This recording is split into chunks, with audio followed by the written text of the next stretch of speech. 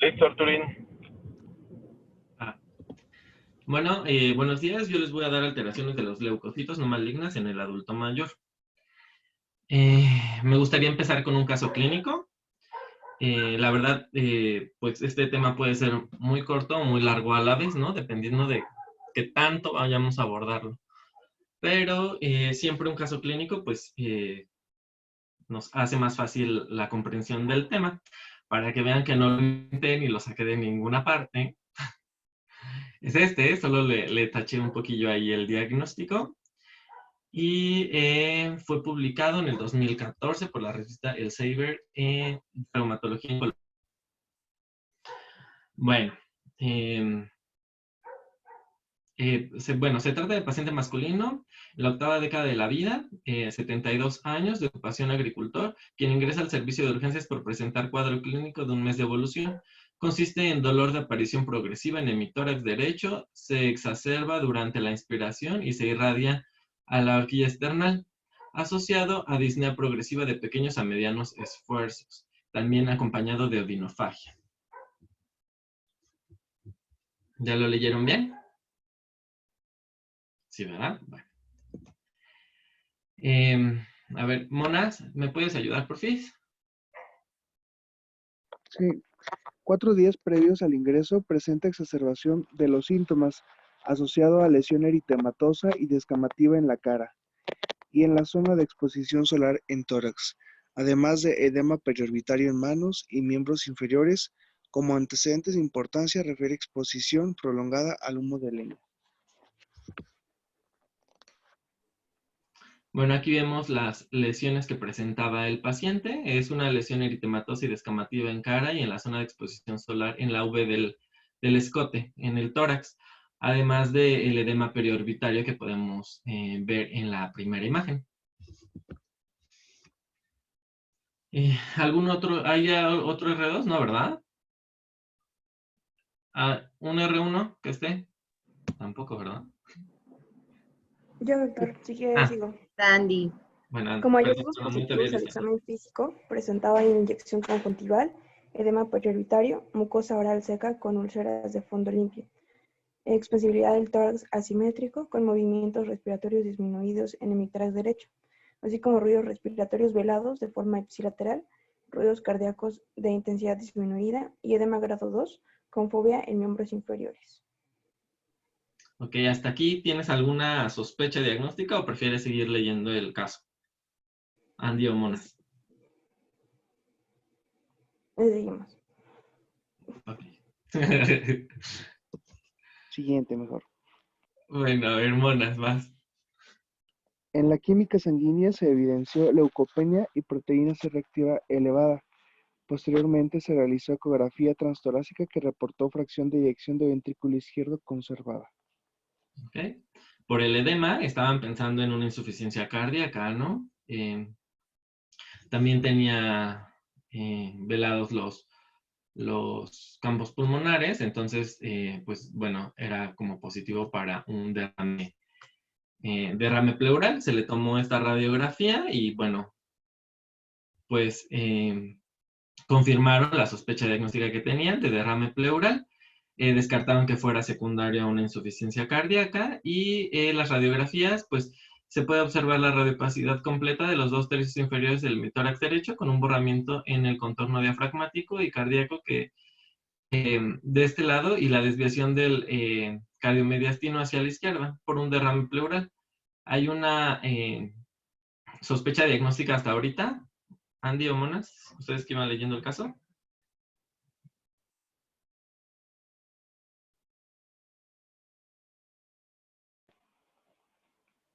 Pues no, ¿Qué le harías a este paciente? Bueno,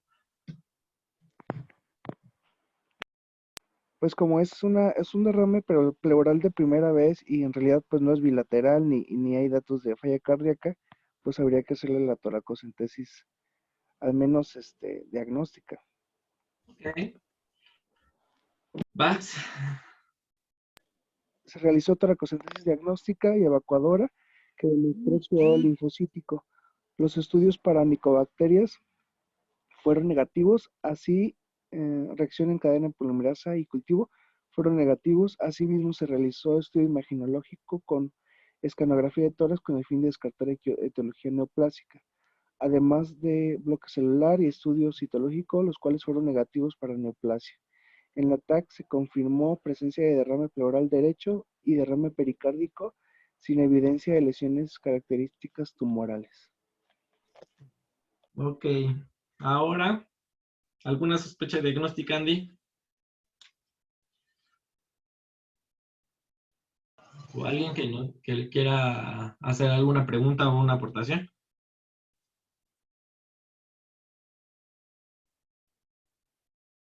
Como un lupus, ¿no? O sea, que a lo mejor porque es hombre y la edad, ¿no? Pero por las lesiones dérmicas tiene serositis. Algo reumatológico. Sí, efectivamente, así como dice la doctora Fátima, sí, es algo extraño, o sea, no es algo común que nosotros lo veamos en pacientes hombres y de la tercera edad, pero efectivamente sospecharon en algo autoinmune, secundario a la dermatosis que tenía, que presentaba el paciente al, al derrame pleural, y se le realizaron un perfil inmunológico donde tuvo ANAS positivos, que si recordamos en el diagnóstico de lupus, lo primero que hay que tener, bueno, si no le podemos atribuir la clínica a otra cosa, pues le tomamos los anticuerpos y si estos salen positivos, pues ya empezaríamos a ver qué otros puntos para lupus tiene y si sí cumple con los criterios diagnósticos para la enfermedad. Y efectivamente los ANAS los tiene positivos y llegaron a la conclusión de que el paciente tenía el diagnóstico de lupus. También el abordaje diagnóstico de este paciente, la sospecha que el reumatólogo refería era la leucopenia, o sea, solo tenía leucopenia aislada y la presentación clínica del paciente. Entonces, en base a eso, la sospecha de algo autoinmune creció y después de que realizaron la tomografía, se le realizaron anticuerpos y pues llegaron a la conclusión de que era lupus.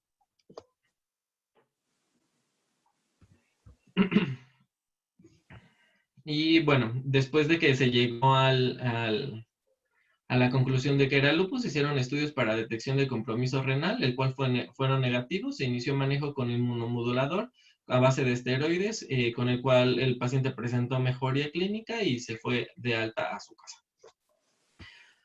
Bueno, eso fue todo en cuanto al caso clínico. De manera recordatoria, pues nosotros vamos a tener que las células vienen de la célula pluripotencial hematopoyética, que esta va a dar a la célula mieloide progenitora común. Y ya de ahí, de la célula progenitora mieloide común, pues van a dar a los neutrófilos, eosinófilos, las células dendríticas, los monocitos y los basófilos principalmente, que esta es la línea celular que nos va a interesar en el diagnóstico de la leucopenia. En cuanto a geriatría, pues el sistema hematológico e inmunológico se va a ver reducido a 1/3 de la superficie de medular activa entre los 20 y los 70 años. Va a haber un mayor segmento nuclear y granulación citoplasmática de los leucocitos y esto principalmente se le atribuye a que en estudios de pacientes que se les han hecho series de resonancia magnética, se ha visto que la médula roja es disminuida y es desplazada por médula amarilla, o sea, por tejido graso. En cuanto a la definición de la neutropenia, define como un recuento absoluto de neutrófilos en sangre periférica inferior a 1800 en adultos o inferior a 1500 en los niños. Esto dependiendo, claro, de la bibliografía donde nosotros lo estemos leyendo. Eso es para la OMS. La granulocitosis consiste en la ausencia o brusca disminución de los granulocitos, manteniendo conservadas las otras series. Se relaciona en más del 70% de los casos a una reacción idiosincrasia o farmacéutica en el caso de los adultos mayores. Por eso es importante que nosotros chequemos si nuestro adulto mayor tiene polifarmacia. Por lo general, una neutropenia nosotros la vamos a estar estudiando cuando disminuyan los neutrófilos abajo de 1500. Y algunas instituciones usan valores diferentes, como ya les había mencionado, para la OMS deberíamos de iniciar el abordaje diagnóstico a partir de los 1800. Aquí lo hacemos a partir de los 1500. Lo podemos también clasificar de acuerdo a su severidad, leve, moderada y grave. De leve va de 1000 a 1500, de la moderada de 500 a 1000 células y la grave menor de 500, que es aquí después de la grave es cuando nosotros los pacientes por lo general empiezan a presentar sintomatología, sobre todo cuando la neutropenia es aguda, porque una vez que es crónica, tienen como un mecanismo de compensación y esos pocos neutrófilos que circulan en la sangre, pues se vuelven como más fuertes, ¿no? Como el perrito del meme que es así súper mamado. Así se vuelven y por lo general ese tipo de pacientes, por lo que leí, no tienen tanta sintomatología cuando se vuelven crónicas. Pero por lo general siempre abajo de 500 es cuando empiezan a tener sintomatología. La incidencia es variable y según la patología implicada, varía de 1 a 5 casos por cada millón de habitantes anualmente. La granulocitosis es más frecuente en las mujeres, es un 70% más frecuente en ese sexo, y en el rango de edad comprendiendo entre los 40 y los 60 años. En cuanto a la hepatogenia, se refiere a la etiología que es diversa y están implicadas tanto factores que afectan a la producción medular de los granulocitos como defectos funcionales de los mismos e incluso defectos en la distribución y renovación de los leucocitos. Lo más frecuente es la toxicidad mediada por los fármacos en el adulto mayor y también se le ha atribuido a una gran cantidad de procesos en los adultos e inclusive en algunos niños.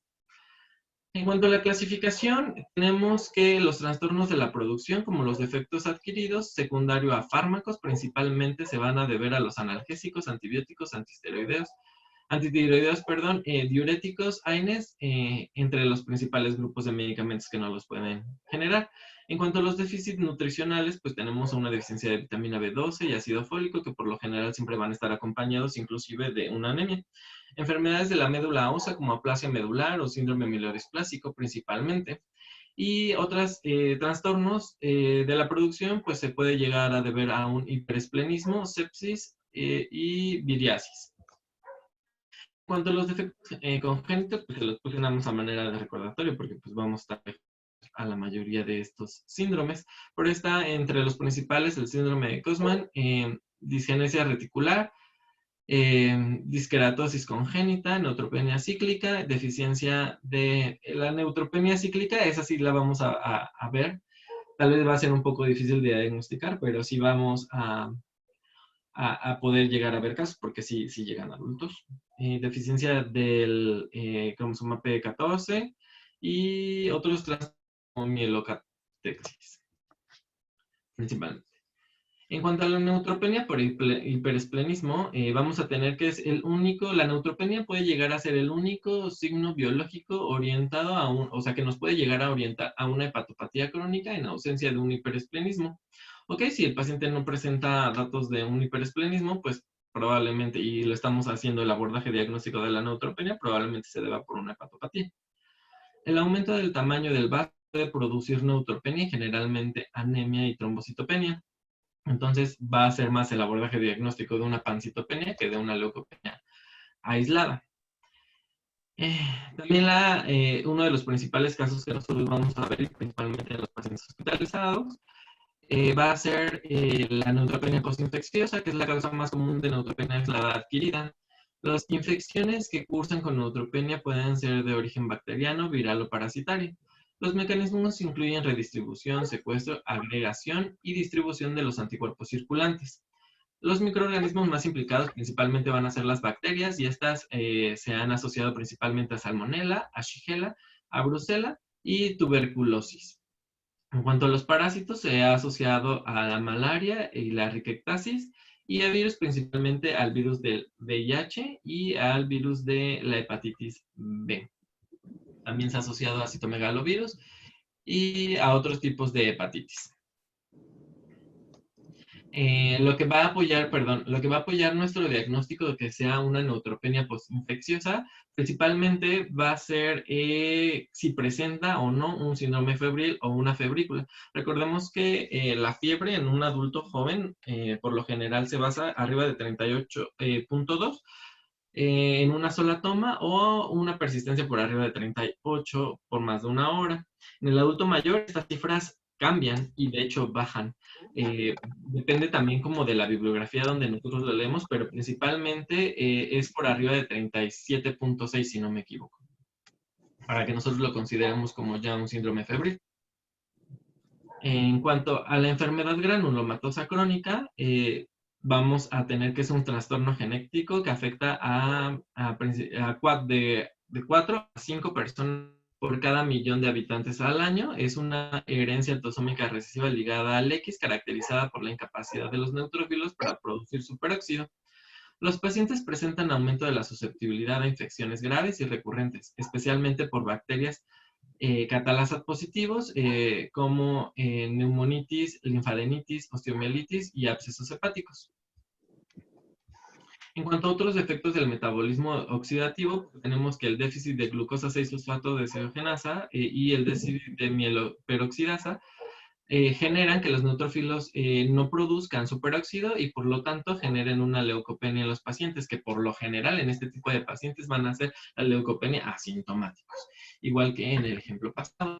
En cuanto a la granulocitosis, que esta va a ser como de las más importantes y la que nosotros le tenemos que poner más énfasis a nuestros pacientes, va a ser la inducida por fármacos. Y esta se diferencia en diferentes mecanismos básicos. Uno es la toxicidad directa sobre la síntesis del ADN de las precursoras. Es un mecanismo que es dosis dependiente y la disminución de los granulocitos se observa luego de 2 a 8 semanas. El otro mecanismo que nosotros podemos encontrar es un mecanismo inmunológico, donde el fármaco actúa, primero debemos administrar, o sea, unas ciertas dosis del fármaco al principio, que es el fármaco actúa sobre el aptieno y se producen anticuerpos que van a destruir el granulocito. En el momento en que vuelva a ingerir el paciente o una vez más el fármaco, o sea, no necesariamente tiene que ser la primera vez que lo ingera, pues la reacción va a desarrollar la reacción inmune siendo un mecanismo independiente de la dosis que esté consumiendo el paciente y va a generar la destrucción de los leucocitos. Y esto puede generar una sensibilidad normal de los precursores mieloides y concentraciones terapéuticas del fármaco o de sus metabolitos, traduciéndose clínicamente como una destrucción de las células. Las principales drogas que nosotros vamos a estar asociados a la granulocitosis, pues principalmente son las antitiroideas, como el metiltiuracilo, el metilmazol, el propiltiuracilo y el carbimazol. Los antiinflamatorios como la dipirona, la indometacina, el ibuprofeno y la sulfasalacina también van a ser fármacos asociados a la leucopenia. Los anticonvulsionantes como la fenitoína, hay algunos psicofármacos que se pueden llegar a asociar, como las fenotiacidas, amitriptilina. En cuanto a los drogas cardiovasculares, como los antiarrítmicos, como el propanolol, la quinidina, la digoxina, los antihipertensivos como el enalapril, el captopril y la ciclopidina, los diuréticos como son las tiacidas y el furosemide, los antibióticos principalmente los macrólidos, el trimiprazol con sulfametoxazol, las cefalosporinas, la vancomicina, la clindamicina, la penicilina, la nitrofurantoína, la doxiciclina, el cloranfenicol, van a ser los principales que se van a asociar a la neutropenia. Y eso sería como en los que más nos tenemos que enfocar.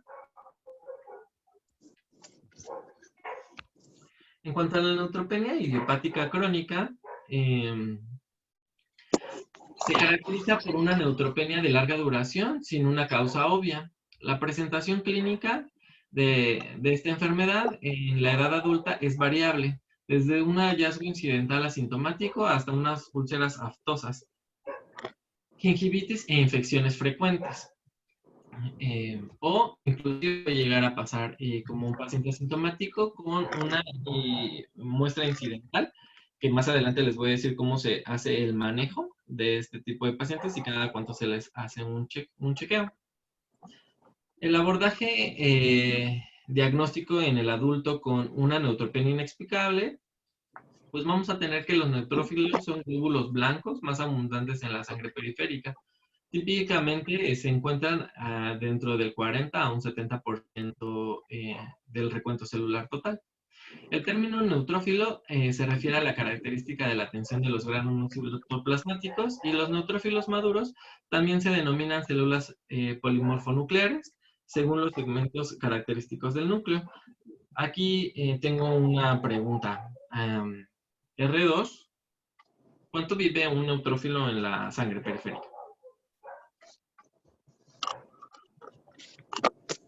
Qué manchado, Arturo. ¿Alguien sabe? ¿Lupe? Nadie, amigo, no sabemos. Bueno, son 10 horas aproximadamente lo que un neutrófilo vive en sangre periférica, y de ahí se agrega a los tejidos, o hace apoptosis o hace lo que tiene que hacer, ¿no? Y así, solo son 10 horas. La mayoría de la cantidad de los neutrófilos que nosotros tenemos están en la médula ósea. En cuanto al examen físico, nosotros tenemos que hacer el abordaje diagnóstico enfatizados a si el paciente tiene una infección, ¿no? O sea, nuestro principal descarte en este tipo de pacientes, pues, es que tengan datos de infección o signos de inflamación crónica o algo que nos oriente al diagnóstico principal. En cuanto a la evidencia infectiva, pues hay que buscarle si el paciente tiene fiebre, eritema cutáneo, ulceraciones, fisuras y dolor a la palpación, especialmente en de los catéteres permanentes y las áreas perirectal y genital. Esto es algo que no debemos de olvidar. No siempre hay que checar si no tiene fisuras o hay algo en el ano que nos pueda estar generando algún tipo de infección.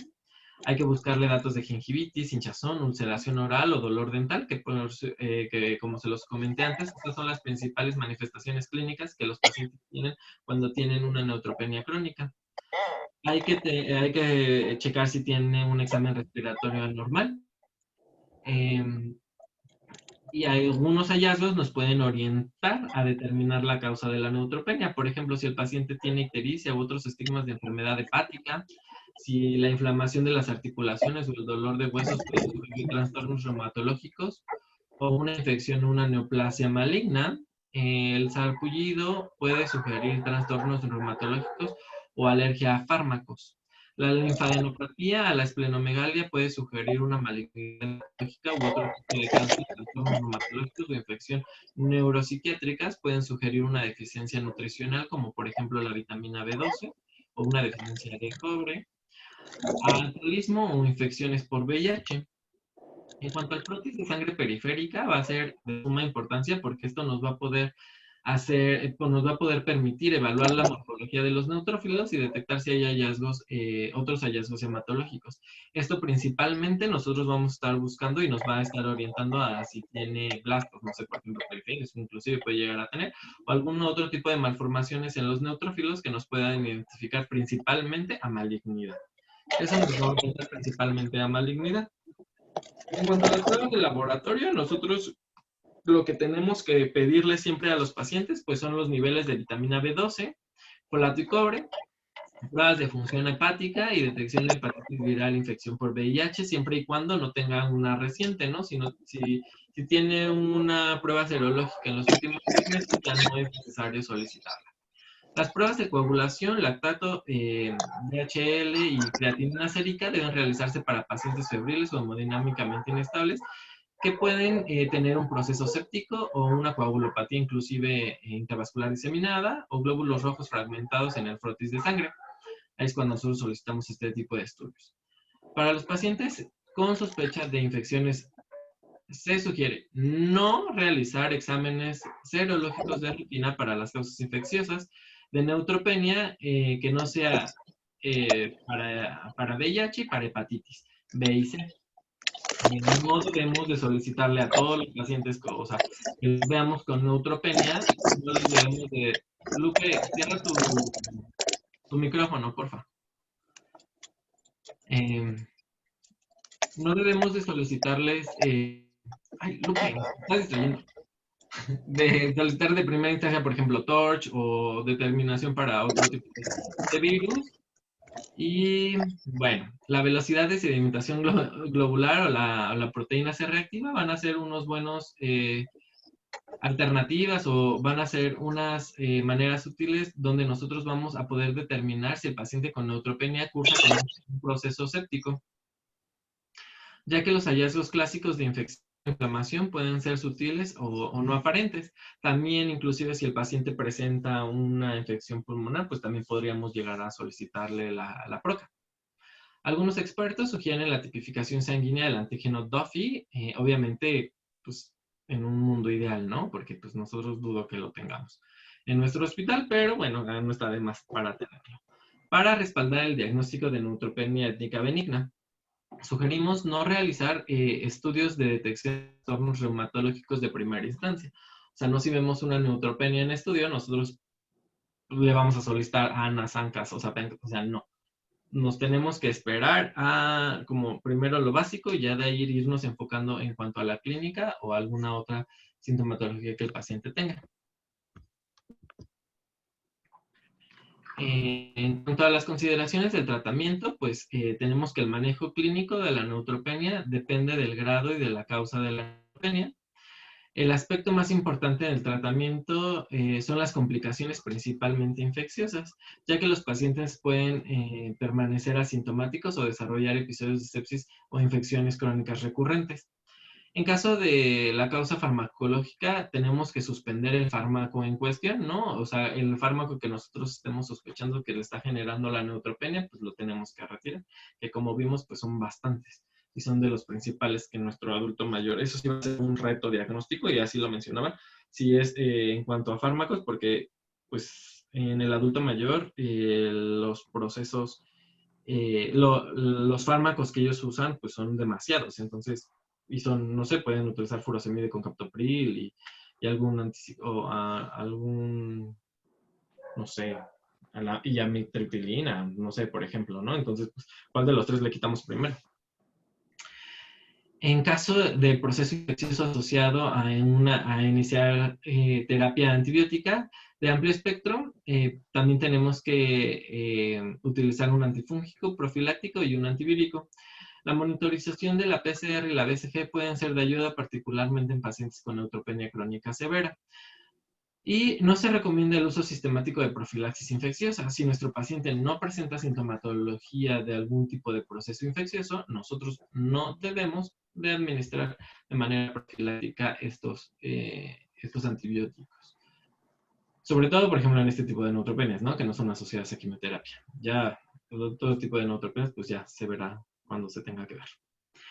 El inicio de tratamiento con factor estimulante de la colonia de granulocitos hasta conseguir, está recomendado hasta conseguir cifras de neutrófilos superiores a 1000. La administración de factor estimulante de colonias de granulocitos es segura y eficaz en pacientes con neutropenias, incluida en este grupo de neutropenias congénitas e infecciones y los pacientes que tengan infecciones recurrentes.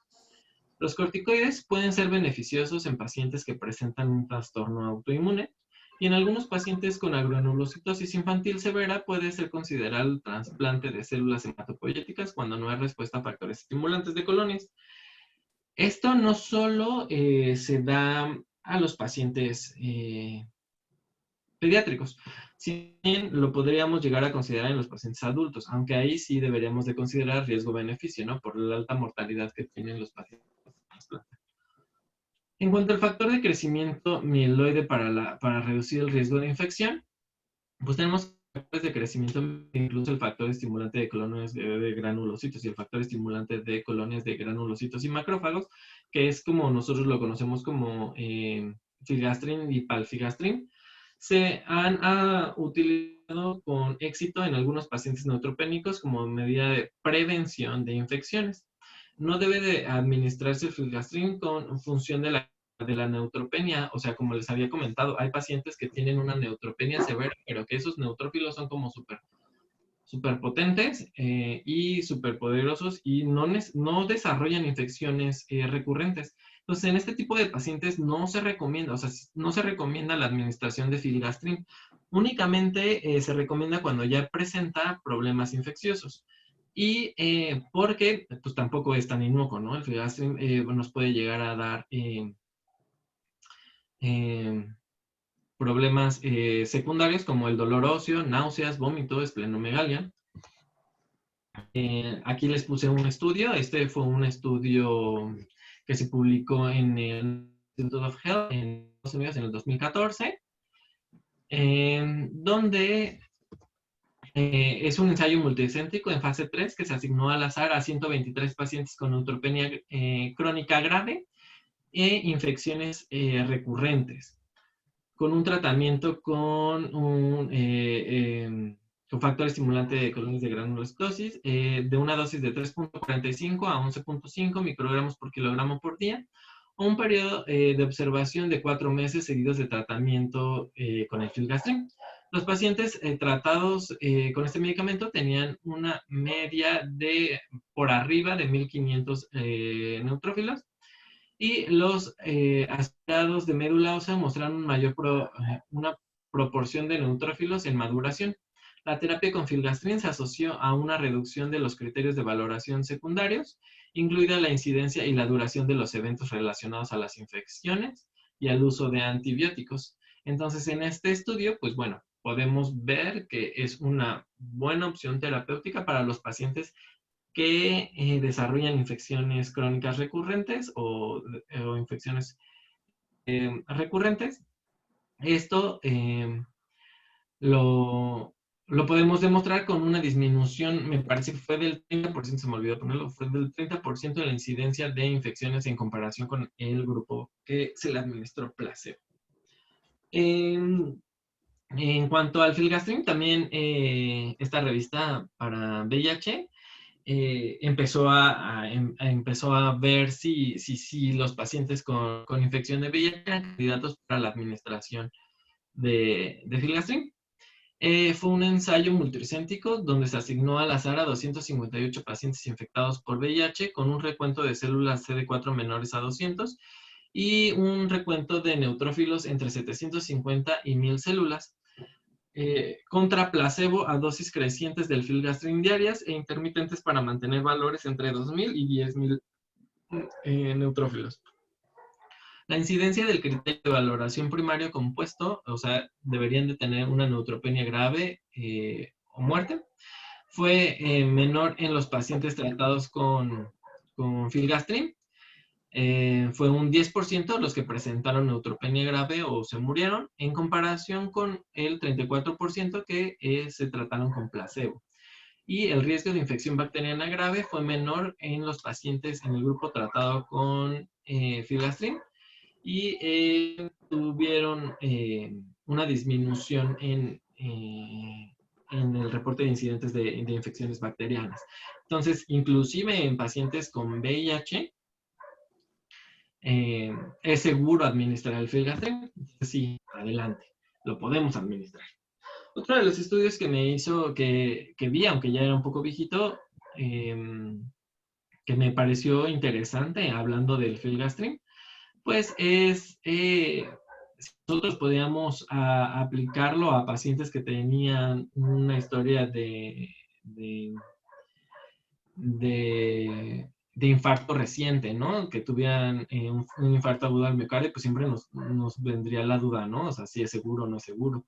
Este fue un metaanálisis donde se evaluaron todos los estudios hasta antes del 2010, antes de junio del 2007, en donde se evaluó el uso de filgrastim en pacientes que habían sido, que tenían un infarto o que habían sido infartados, donde no se evidenció el aumento en la mortalidad de este tipo de pacientes, aunque en las conclusiones los autores refieren que se deberían de hacer estudios como a largo plazo, ¿no? Evaluar a largo plazo cómo les fue.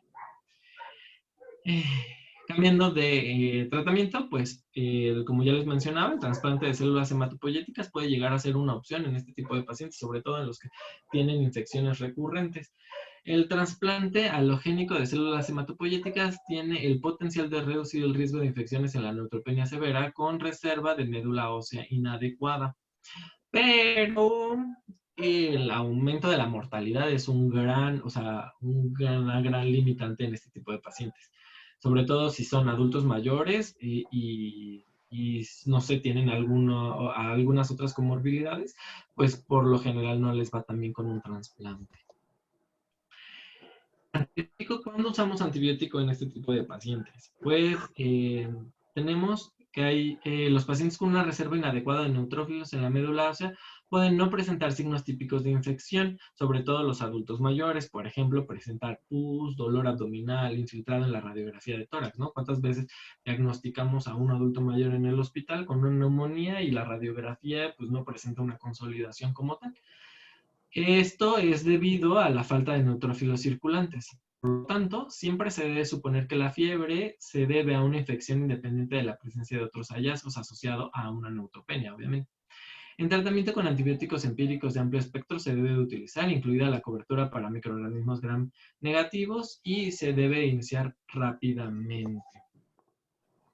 En cuanto a la leucocitosis, ya por último, la leucocitosis sí se me hizo como un tema como pues más de hematología, porque en cuanto a las no malignas, o sea, la principal asociación que no sea por una infección, a una leucocitosis asociada a una infección, pues es algo maligno, o sea, siempre va a ser algo maligno y vamos a tener que esta se define cuando tenemos un recuento de neutrófilos por arriba de los 7.700 y principalmente nosotros nos vamos a dar cuenta arriba de los 11.000, ¿no? Cuando nosotros decimos que tiene una leucocitosis es cuando el paciente presenta por arriba de 11.000.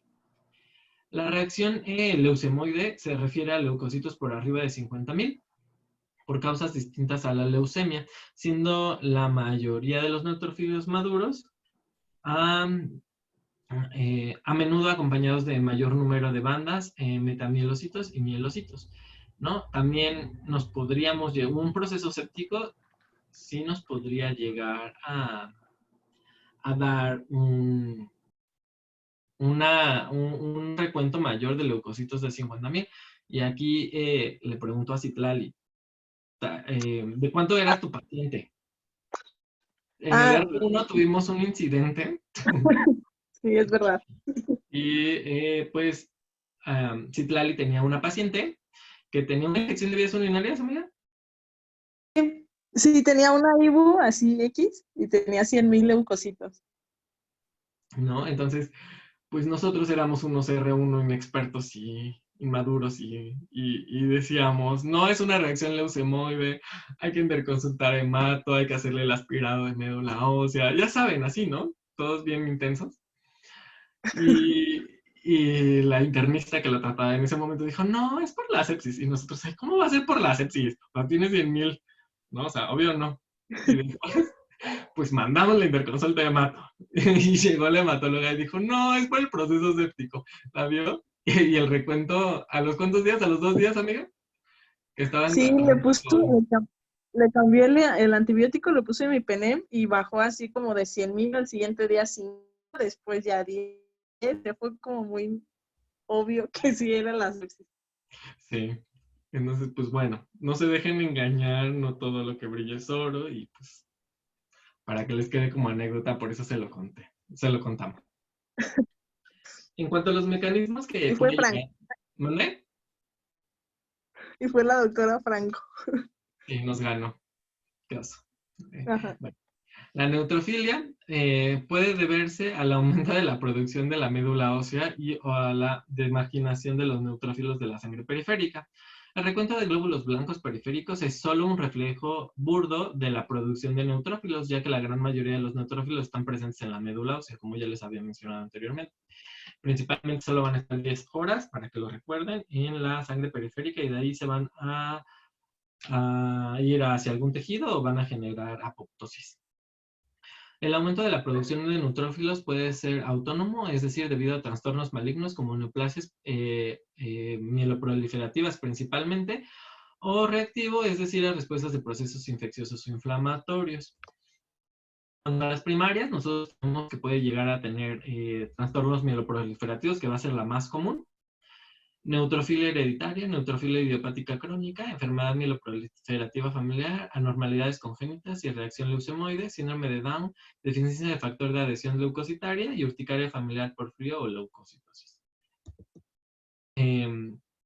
A las secundarias, pues principalmente una infección, que es la que más nosotros vamos a detonar, a estrés físico o emocional, o inclusive el ejercicio vigoroso nos podría llegar a elevar los leucocitos como parte del proceso de inflamación, el tabaquismo, las drogas como los glucocorticoides, pues el filgastrin, las catecolaminas, el litio, ácido transretinoico y reportes de casos aislados de otras drogas ocasionales se han visto, pero es muy, muy, muy poco frecuente.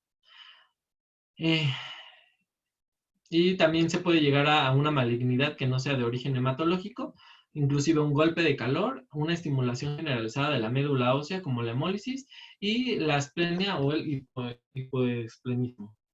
Las infecciones son la causa más común de neutrofilia en adultos y niños, tanto en trastornos hospitalarios como ambulatorios. La infección aguda debe sospecharse especialmente en los pacientes que tienen un recuento de glóbulos blancos por abajo de 25,000. Por arriba de 25,000, pues sí puede ser una infección, como ya se los habíamos mencionado, pero también podríamos ir sospechando de algún otro padecimiento.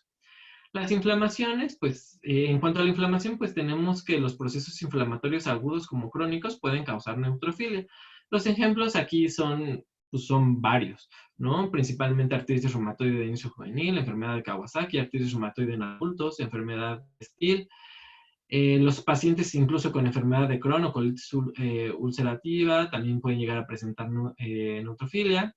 Infecciones granulomatosas, bronquiectasias, hepatitis crónica, pueden darnos un aumento celular, especialmente durante los brotes de la enfermedad, ¿no? Cuando se agudizan este tipo de enfermedad, pues sube el recuento celular. El recuento de glóbulos blancos por arriba de 100,000 puede justificar una consulta hematológica de urgencia. Esto incluida la consideración de una leucocitaféresis de emergencia para prevenir las complicaciones, que sean secundarias principalmente por la hiperviscosidad, que estas van a ser más asociadas cuando ya los pacientes tienen un recuento por arriba de 75,000 células. Ahí es cuando ya vamos a tener una hiperviscosidad y nos puede llegar a tener otro tipo de problemas, ¿no? Principalmente en las que no son malignas, el recuento, no vamos a llegar a ver un recuento tan alto de leucocitos. Entonces, pues, si vemos un recuento por arriba de 100,000, pues ya sí deberíamos de considerar que es casi un 98% probable que sea por una secundaria algo maligno. Y en cuanto al tratamiento, pues nos tenemos que enfocar a tratar la causa que precipita esta condición. Y eso sería todo. ¿Alguien tiene alguna duda, alguna pregunta?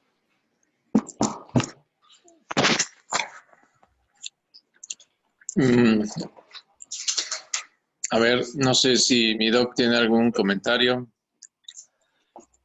Doctor Lascano. Ajá. Está bien empezar así como en el caso. Pones en alerta a la población, me parece bien. Sí. Sí. Oye, al fin y al cabo, ¿cuáles son las causas más frecuentes de leucopenia? Pues en el adulto ¿Algún mayor estudio van a de ser las prevalencia? asociadas a fármacos, doctor, y el proceso séptico. ¿El proceso séptico y los fármacos? Sí. De leucopenia. Uh-huh. Ajá. Bien. ¿Y ustedes ¿Perdón? tienen alguna idea de la prevalencia ahí en el seguro? No.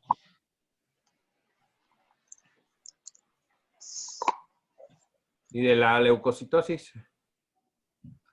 Pues es que, o sea, la mayoría de nuestros pacientes que vemos siempre tienen un proceso infeccioso, ¿no? O sea, no sé, como el 70% de nuestros pacientes tienen un proceso infeccioso y por lo tanto la mayoría desarrollan una leucocitosis. Sí sería esperado como en la mayoría de los pacientes ver una leucocitosis. Bueno, cuando tienes un proceso infeccioso evidente y no tienes elevación de los glóbulos blancos, ¿cómo le llaman?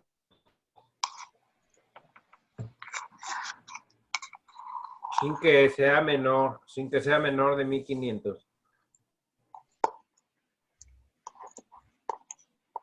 Ay, no sé, doctor. A ver, ¿quién quiere comentar? le está preguntando a un paciente que tiene una infección evidente y que en la biometría los glóbulos blancos totales están en rango normal. Eso lo vemos frecuentemente. Si se ha platicado sobre eso. Sí, o sea, pues, es algo, o sea, pero al término no sé cómo se le llame, doctor. ¿Qué interviene? ¿Quién Que sabe da ese- del público? A ver, Fátima. No, doctor, no sé. El término tampoco no lo sé.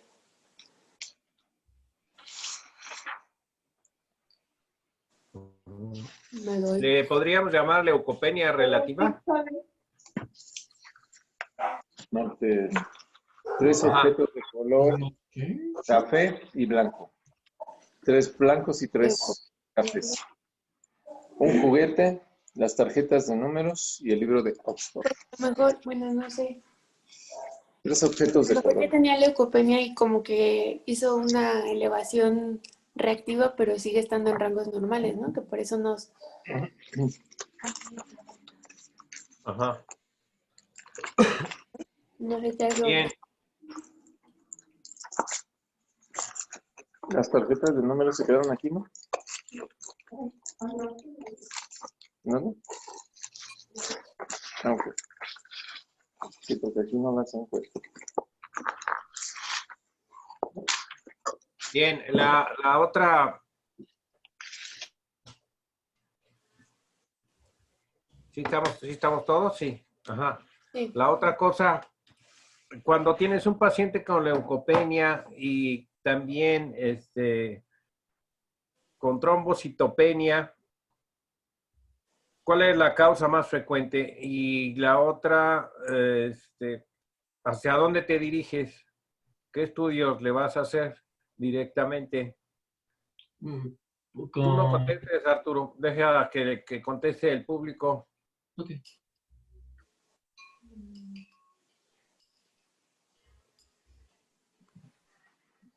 Pues otra vez, si tuviera leucopenia y trombocitopenia, a lo mejor primero descartar algo aséptico. Digo, si tiene clínica. Y si no, pues algún mielodisplásico. No sé. ¿Si no qué, Fátima? ¿Si no qué? Si no se evidencia algún proceso séptico, descartar, o sea, bueno, que no tuviera sospecha de sepsis, algún síndrome mielodisplásico. Ah, ok. Bien. Ajá. Está bien, bajo esa circunstancia, ¿qué estudios le harías? O sea, tienes en la consulta externa y resulta que tiene leucopenia y tiene trombocitopenia, sin anemia. Pues primero el Entonces, ¿qué solicitas? ¿Qué haces? primero ver un frotis. Bueno, ya que vi que nada más esas dos series están alteradas, hacerle el frotis sanguíneo y pues Ok, para hacer pedirle... el frotis, ¿qué haces? ¿Tú le tomas la muestra ahí? ¿Tú barres en el porta? La verdad no, doctor. Se lo pedimos al personal de laboratorio. Creo que eso solo lo hacen los hematólogos. Tú puedes barrer la muestra ahí en el porta, ¿no? Pues sí, pero sinceramente no sé hacerlo. Si no barre su casa. Ah, no sé también. Ok, No. entonces lo envías. ¿Cuánto tiempo se tardan o qué? Platícame. En ese día te lo dan cuando se lo 24 toman. horas. Ujú. Ajá. O sea, tienes ahí tienes en la consulta un paciente, le pides una biometría hemática de control, digamos, ¿no? O te lo envían un paciente mayor que tiene leucopenia y tiene trombocitopenia. Ujú. Entonces, bueno, está bien, le vas a hacer el frotis. Bien, Fátima. Ahora, ¿quién? Ahora no contestes tú, ahora alguien más.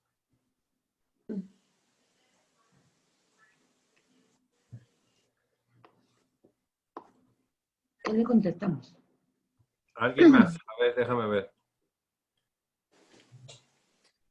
No, ya se empezaron a ir. Huyeron. A ver, voy de atrás adelante, Lupita. Mucho escándalo, ¿eh, Lupita? Ya sé. Bájale Menos un 2 punto. puntos. Mucho escándalo. Para la rúbrica, para la rúbrica. Sí. Prendan sus Sí. cámaras, muchachos. La Lupita no está. Sale, Lupita, venga. Lupita no, está como ausente. Es como el poema de Neruda. ¿Verdad? Estás como ausente. A ver, Lolita. Sí, ¿cuál es la pregunta? Menos 2 puntos. ¿Que si que voy a observar en el frotis de sangre periférico? No. Tienes un paciente en la consulta, te mandan un paciente en la consulta. Entonces tiene leucopenia. Vamos a poner que tiene, bueno, no tiene 1500, está bien, 1500. Y tiene trombocitopenia. Ajá. Te encuentras con 80. Yo también podría interrogar antecedentes de alcoholismo, de que no tenga datos de insuficiencia hepática, porque la insuficiencia hepática también es una causa de visitopenia, antes de irme a algo hematológico directamente. Bien. Entonces ya tienes tu primer camino de diagnóstico es hacia la insuficiencia hepática. Ajá, ¿me podría ir por eso? A ver, vas por ese primero. Ajá, ok. Que resulta que, pues que no es bebedor, que no tiene antecedentes de hepatitis, en fin. Pero de cualquier manera, está bien, lo haces, ¿no? Entonces ya le vas a pedir las pruebas de función hepática. ¿Y qué otra cosa le pedirías? Por ejemplo, un ultrasonido para ver si tiene crecido el de vías vaso. biliares. Además, también buscar otro tipo de infecciones, por ejemplo, la infección por Epstein-Barr también cursa con trombocitopenia y leucopenia. Ajá, pero ¿cuál me dijiste? ¿Cuál me dijiste? O sea, le pido para la insuficiencia hepática, pues le pido un ultrasonido de hígado de vías biliares, me voy por la clínica pensando que es eso. Puedo pedir también un panel viral, un perfil de TORCH, pensando también que pudiera hacer. A ver, espérame. Vas en las pruebas de función hepática y nos quedamos en el ultrasonido que no entendí si lo pides o no. ¿Puedo pedir? Sí lo pides. Ajá. Sí, porque no es costoso y es de fácil acceso. Ok, y bueno, quédate ahí. Entonces ya fuiste, estás descartando, digamos, un hiperesplenismo. ¿Es cierto? ¿Sí? Sí, Lolita. Sí, bien. A ver, Citlali. Sí, ahora, ¿qué es lo que sigue? Tienes al paciente ahí enfrente. Entonces ya estás escribiendo. Vas a solicitar pruebas de funcionamiento hepático y te vas a pedir un ultrasonido del abdomen. Ajá. Ok. Bueno, también yo previamente habría solicitado plaquetas con citrato para corroborar que el conteo hubiera sido correcto. Ok, plaquetas le vas a pedir eso si quieres. ¿Plaquetas qué? Con citrato, para que no se agreguen. Ok, perfecto, sí, ya entiendo. Ajá, ok. Entonces, eso estás escribiendo. ¿Qué más? Ujú. Pues ya dependiendo de los resultados y de las características del paciente, enfocar pues a dónde vamos a dirigir nuestro siguiente paso. Yo creo que eso estaría como bien para la primera consulta. Aparte, aunque no tuviera depresión de línea hematológica, yo sí pediría niveles de vitamina B. Ok, piden niveles de vitamina B. Y ácido fólico. Ajá. Buscas desde el punto de vista clínico específicamente si tienes plenomegalia, hepatomegalia, en fin, ¿no? Sí, para ver a dónde. Buscas específicamente si es que tiene adenopatías, crecidos los ganglios, ¿verdad? Ujú. En cualquier lugar le buscas específicamente a ver si no es una enfermedad del tejido conectivo, digamos, si no tiene sinovitis, alguna lesión dermatológica, a eso me refiero, ¿sí? Es lo que estás haciendo. Lo Ajá, y ideal los sería que, perdón, ajá. Sí, y los fármacos que como comentó Arturo, pues es una de las causas más comunes. Ok.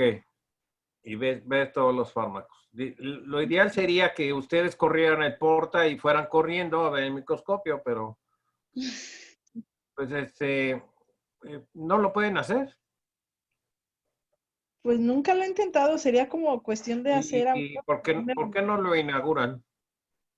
También necesitaríamos como capacitación, ¿no? Para verlo, doctor. Sí, pues empieza a capacitarte, vas ahí con el hematólogo y dices, oye, vemos esto, ¿no? ¿O no es tu cuate?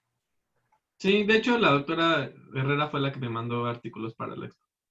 Ah, pues sí, pues puedes ir con ya con el porta que esté bien corridito, vas y le dices, a ver, aquí está, vamos a verla, ¿no? Y ya. Y le comentas, ¿a poco no? Y así se va aprendiendo, si no, Nunca. no se aprende. Digo, bueno, así como dice el meme, digo, ¿verdad? Sí. Bien, Ciclali, bien. Andrea, ¿Qué pasa, doctor? bien, Andrea. Entonces, ¿qué sigue? Pues así como la doctora Citlali, antes de irme más, más a otros estudios, también algo que dijo el doctor Arturo, pues el uso de fármacos, ¿qué uso, si tiene pues tanto, no sé, algún uso de algún antibiótico o si utiliza algún anticonvulsivante, cosas así que tal vez nos pudieran orientar a que el paciente está, o sea, es inducido por fármacos, esa leucopenia y esa trombocitopenia. Ok, bien. Ahora sí, Arturo, venga. Espérame, amigo. Doc, aquí me surgió una duda. Por ejemplo, ¿habrá algún té o alguna herbolaria común en los adultos mayores que puedan causar este efecto que usted haya visto en la práctica? ¿O algo así naturista que les gusta tomar? Que cause No, de esta bueno, línea. no sé. No sé. Sí, eso yo también estaba buscando, pero no encontré. No sé. De hecho, hay como remedios, pero o sea, como para que recomiendan el kiwi y el jengibre, pero para elevar los leucos, pero no que induzcan. Ok. No sé. No sé si vamos a ver si Arturo leyó algo. Venga, Arturo. Ahora No, sí, doctor. venga. Ajá. No, doctor, no leí nada de herbolaria, así como tal, no. Ok. Yo tengo un artículo de herbolaria muy bueno ahí en la revista esta que les envié. ¿Les gusta esa revista? Medical Letters. Está buena, ¿no? ¿No la leíste? No, la verdad no. No, la mandé al WhatsApp. La mandé al WhatsApp. Para la rúbrica, doctor. Es Sí. que estaba haciendo el expo, Online. doctor. Arturo, no digas nada, mejor. Bien, Arturo. Entonces, dime, ¿qué opinas de lo que comentaron aquí las compañeras acerca del camino diagnóstico, en fin, en la consulta? ¿Qué otra Pues, cosa pudiéramos hacer? pues está bien, o sea, eso está bien, no hay que olvidar como los laboratorios básicos para evaluar la función renal, para evaluar, o sea, como, o sea, lo demás. El ultrasonido está muy bien, ¿sí? Porque una de las principales causas que te puede dar una visitopenia, como lo que el doctor nos estaba mencionando, pues sí es una hepatopatía crónica, ¿no? Igual, o sea, no hay que descartar que, porque ahorita estamos viendo el abordaje diagnóstico de leucopenias no malignas, pues siempre tenemos que tener en cuenta que nuestro adulto mayor, pues sí puede tener un síndrome mielodisplásico, ¿no? Que en este caso pudiéramos llegar a requerir inclusive de un aspirado de médula ósea, doctor. ¿No? En el caso, obviamente, pues no hay que generalizar, tenemos que individualizar a cada paciente y en base a eso, pues realizar el abordaje diagnóstico. Ok. ¿No lo mandas directo entonces a médula? No. No. Primero haces ese escrutinio de diagnóstico, Ajá. incluyendo el frotis, que ustedes van a empezar a inaugurar, ¿ya ves? ¿Sí? Ajá. Y después, ¿no? Ajá. Me voy a tomar una selfie cuando haga mi primero y se la mando, doctor. Sí. Hoy declaro que Arturo va a inaugurar la toma de frotis de sangre periférica y la interpretación. Primero solo va a ser en compañía de la hematóloga, ¿eh? Así que va a ser con Bueno, paciente. hoy vas a realizar todos los trámites pertinentes para iniciar esa otra vez, ¿no? Sí, Esa sí, sana costumbre. ¿Qué? Sí, doctor. Sale. Sí, ya me acordé del poema de Neruda. Me gustas cuando callas porque estás como ausente. ¿Ah? Lupita. Bueno, ok. Bueno, Muy bien. vámonos pues. Muy bien. No, nada más, yo les quería preguntar, ¿qué tanto han visto ustedes, o usted, doctor, qué tanto maneja el Filgastrim para estos pacientes, cuando ya les hemos hecho su protocolo? ¿Y si pusiste los precios del Filgastrim, mi Arturín? No, pero cada inyección se supone que cuesta 1,200, ¿no? Ajá, ¿y cada cuánto se aplica? Se puede aplicar diario, una dosis, o sea, se puede llegar a aplicar diaria o inclusive cada tercer día, o inclusive semanalmente, de acuerdo al recuento, del leucocitos que tenga. Ajá, y algún tiempo promedio de respuesta, que sepas. Pues de hecho empieza a hacer efecto a partir del 5.º día, doctor. Me parece que mínimo son 10 dosis. Ajá, ¿y el efecto cuánto tiempo se mantiene? No leí eso, doctor. Pero lo investigo y se lo digo. Bueno, cuando es una leucopenia severa y que tienes un paciente de riesgo, como lo mencionaste, es cuando habitualmente se sugiere. Y una vez que lo aplicas, el efecto dura de 1.5 meses a 2 meses. Y después vuelven a caer si es que no corregimos aquella causa que lo origina. Debemos tener presente porque de repente se nos va. Yo acabo de tener fue en realidad una asesoría que me solicitó un trauma, que le quería dar la inyección cada mes. Y digo, oye, pues es que no le vas a hacer nada. Mis amigos, que está bien cara. Digo, pues si está cara, si se la indica, indícasela bien. Si no puede, pues mejor ni te metas, amigo, porque nada más, no creas que es así súper milagro, ¿no? Que con una va a curarse, no. Entonces, téngalo bien presentes y nada más. Todo lo demás muy bien. ¿Sale?